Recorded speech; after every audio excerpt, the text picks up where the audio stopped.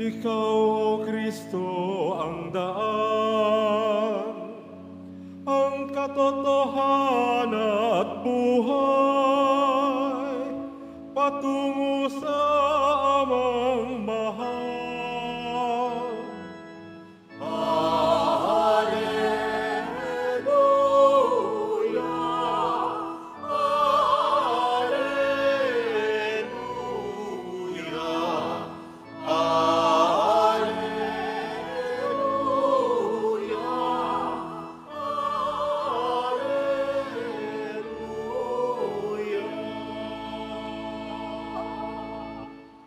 Sumainyo ang Panginoon. At sumayo rin. Ang mabuting balita ng Panginoon ayon kay San Lucas. Papuri sa iyo, Panginoon.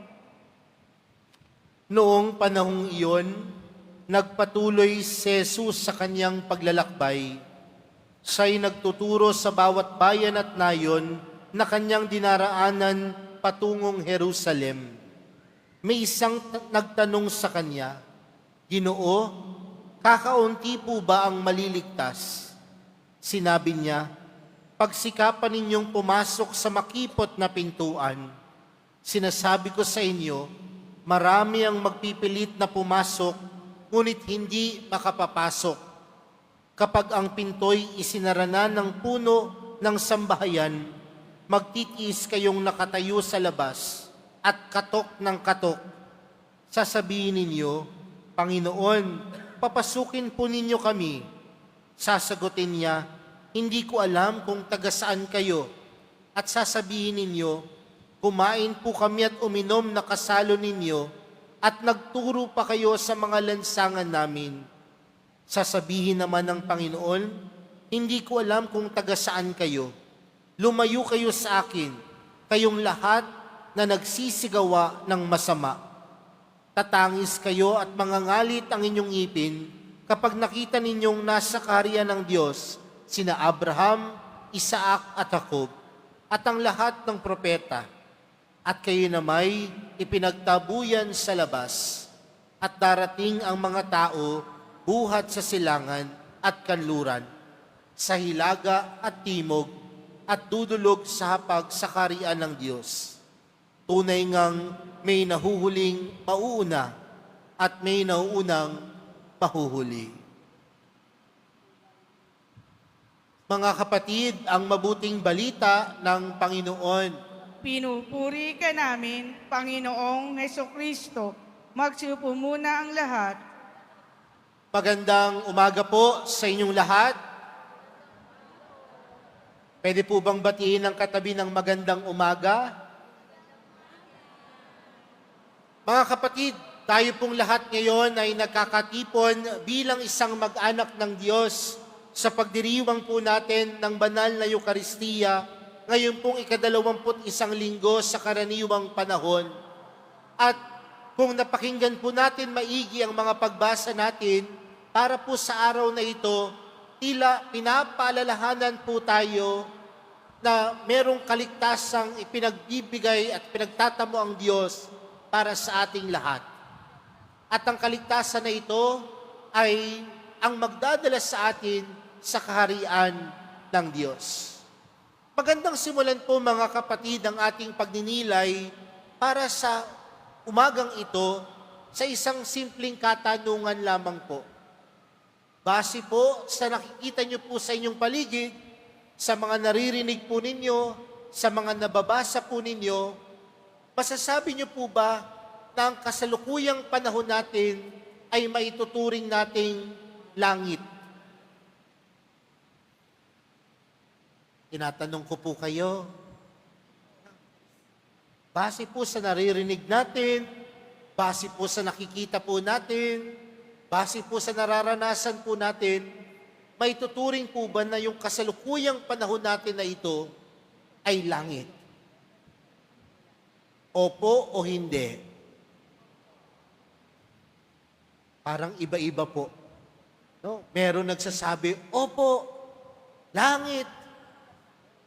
Pero mga kapatid, tandaan po natin, ang kalangitan ng Diyos ay para sa lahat. Ang kaligtasan ay para sa lahat. At kung ang kaligtasan ay para sa lahat, tunay ngang bukas ang pintuan ng langit na tanggapin ang bawat isa sa atin. Pero mga kapatid, sa ating ebanghelyong napakinggan para sa araw na ito, merong isang taong nagtanong sa Panginoon. At ang katanungan niya sa Panginoon, sabi niya, Ginoo, kakaunti po ba ang maliligtas? Tandaan natin mga kapatid, nung mga panahon na yon, ang paniniwala ng mga Hudyo, sila ay maliligtas. Ang paniniwala ng mga Hudyo na sila ay makararating sa langit. Dahil tandaan din natin mga kapatid, ng mga Hudyo, tinuturing nila yung kanilang sarili bilang piniling bayan ng Diyos. They were the chosen people of God. And for them, it is already automatic that they would enter the kingdom of God easily. For them, it is already automatic that they would enter heaven.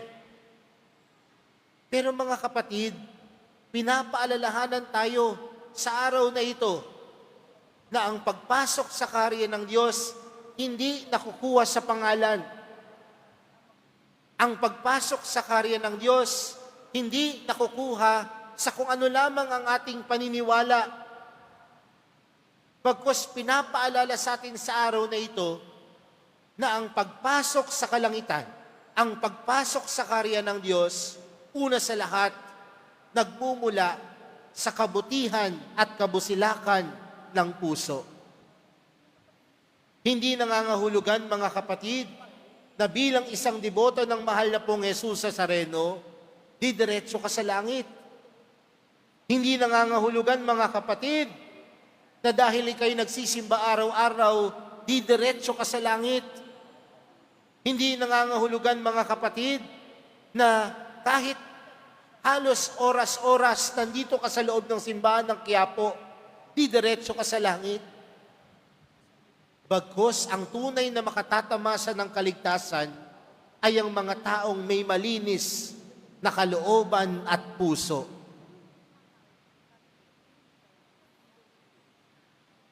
Baka nga araw-araw kang nagsisimba, pero hindi ka naman marunong makitungo sa kapwa.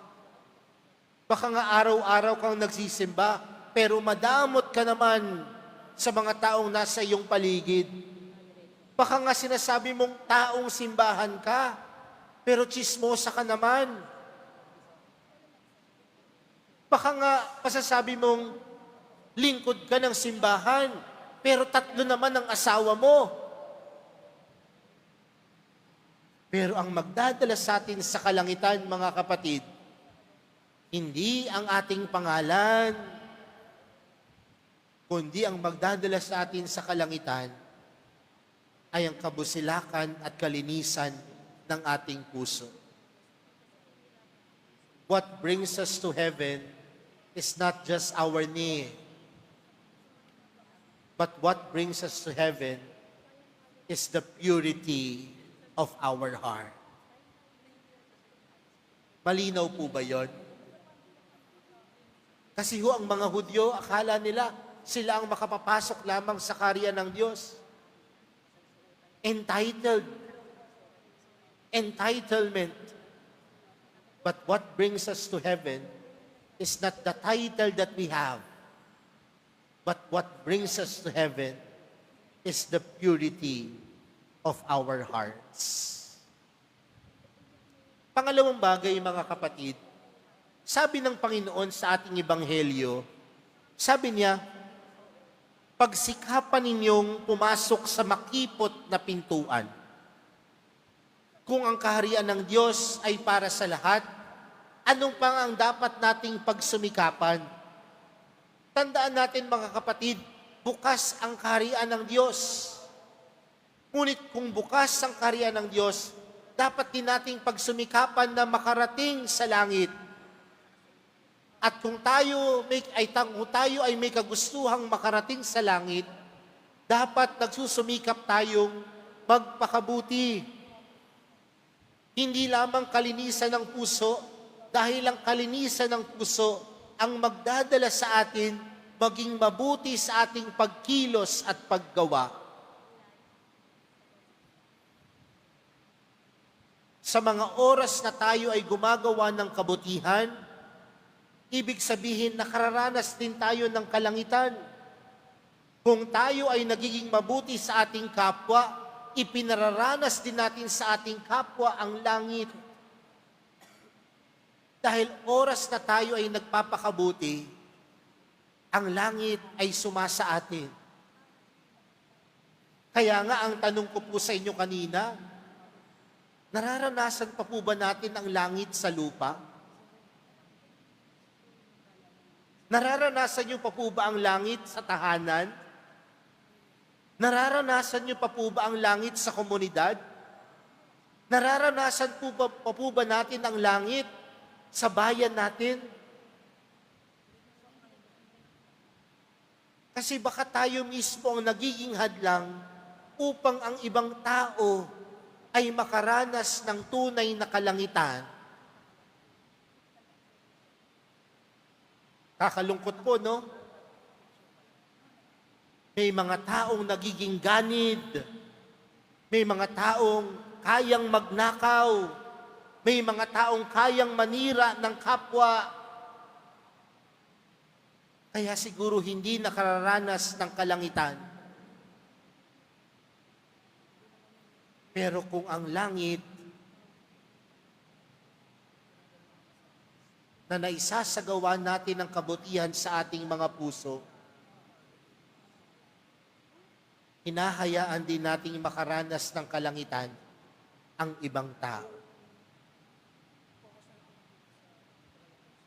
Tanungin ko po kayo, sino po sa inyo ang gustong makapunta sa langit? Parang wala naman. Taas nga ang kamay ng gustong pumunta sa langit. Dami, ha? Kung gusto niyong pumunta sa langit, sabihin mo sa katabi mo, sabihin mo, magbago ka na.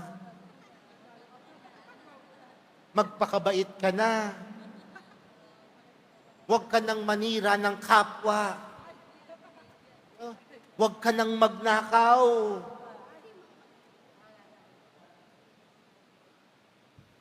Dahil oras na tayo'y nagpapakabuti, nakararanas tayo ng langit.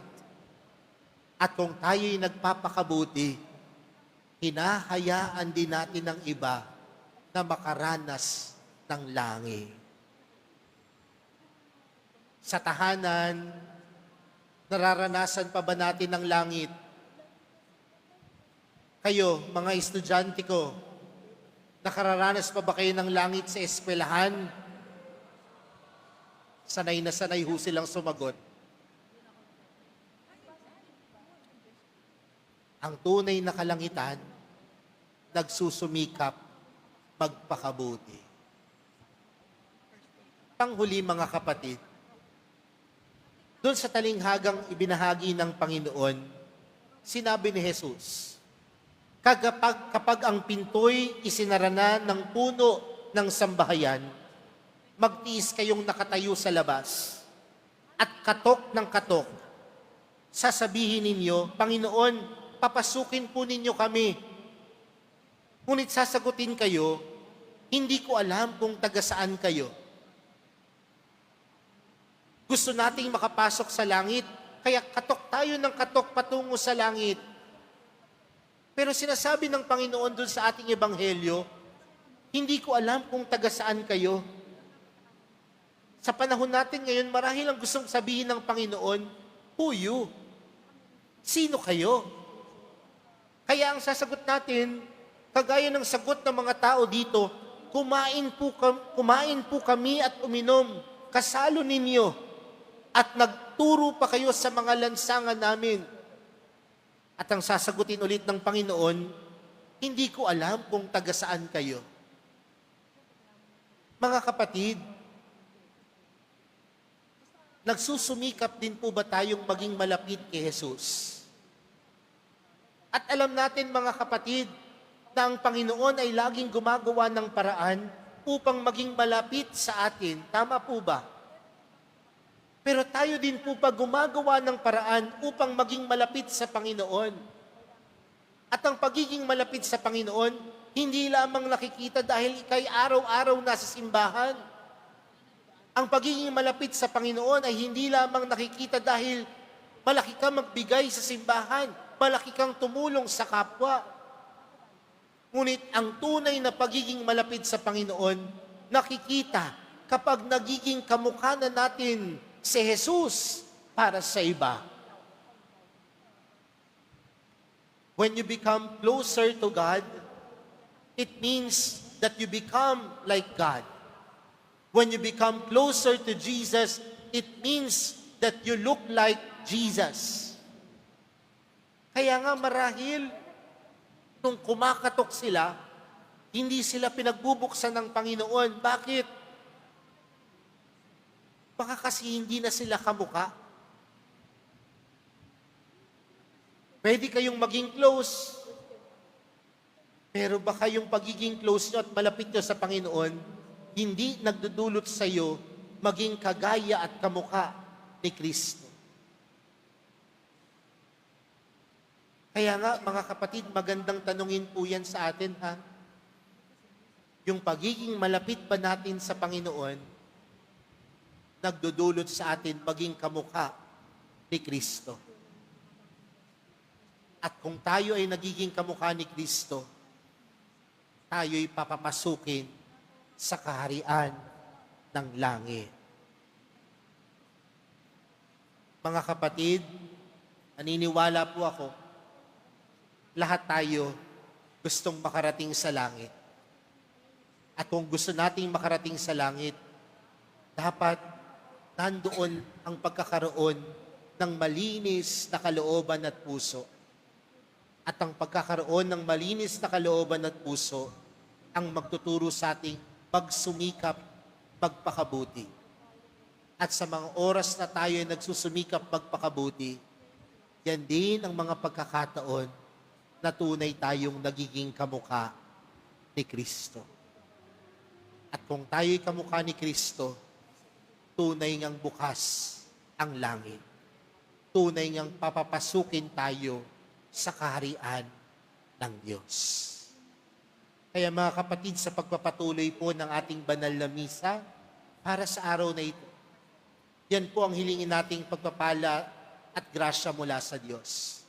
Na sa bawat pagkilos at paggawa natin, nandoon ang kabusilakan ng puso, nandoon ang kabutihan, at higit sa lahat, nagiging kagaya tayo at kamukha ng ating mahal na poong Jesus Nazareno.